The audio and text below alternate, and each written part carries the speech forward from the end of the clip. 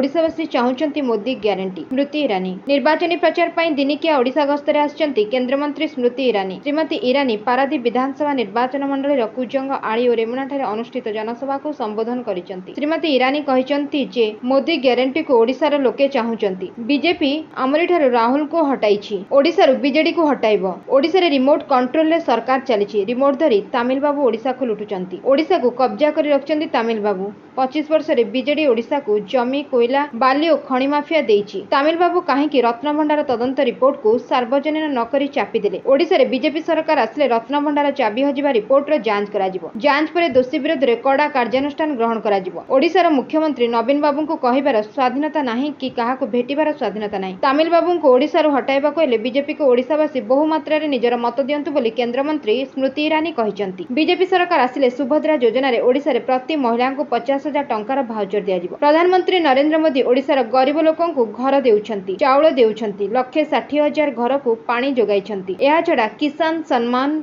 निधि बाबद रे प्रति कृषकक खाता को सीधासळख 6,000 टंका पठाउछंती। एनु बीजेपी को भोट दे विजयी करबा को श्रीमती ईरानी ओडिशावासी को अनुरोध करिछंती। ओडिशार विकास को शिखर स्तर रे पहुंचाई देशर अन्यतम विकसित राज्य भाव गढ़ी तोलिबा को बीजेपी संकल्पबद्ध। मोदी ग्यारंटी आसीबो, ओडिशा रे विकास द्विगुणित हेबो बोली श्रीमती ईरानी दृढ़तार सहित कहिसंती। Bureau report 51 news agency.